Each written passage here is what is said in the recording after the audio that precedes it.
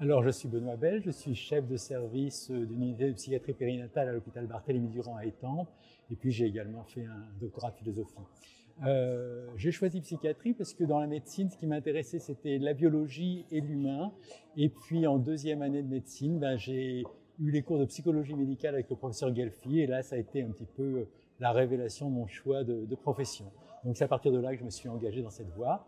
Et alors, je suis spécialisé dans la psychiatrie périnatale, mais je m'intéresse aussi aux soins des phobies et des TOC par une méthode qui est un peu bizarre, un peu curieuse, qui s'appelle l'intention paradoxale, où on apprend à souhaiter ses peurs. Alors je voulais vous partager cette petite anecdote d'une patiente qui avait soigné une phobie, une agoraphobie, très rapidement, comme ça, après une demi-heure d'exercice intense où elle avait souhaité rougir devant la caissière, trembler devant elle, s'évanouir, puisqu'elle souhaitait ses peurs. Elle n'avait pas mis les pieds dans un supermarché depuis 4 ans. Et puis là, elle a réussi grâce à ça.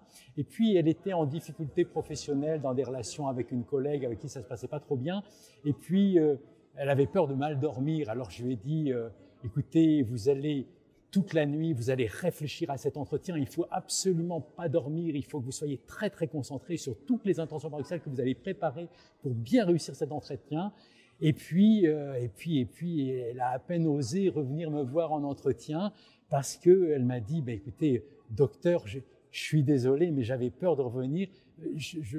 J'ai dormi, j'ai pas réussi à faire vos exercices, je me suis endormi. Alors là, je lui ai expliqué, effectivement, pour une fois, j'avais fait une injonction paradoxale. Je lui avais donné l'ordre de ne pas dormir pour qu'elle dorme, puisqu'elle avait eu ce souci de sommeil en perspective. Voilà, c'était ce que je voulais vous partager.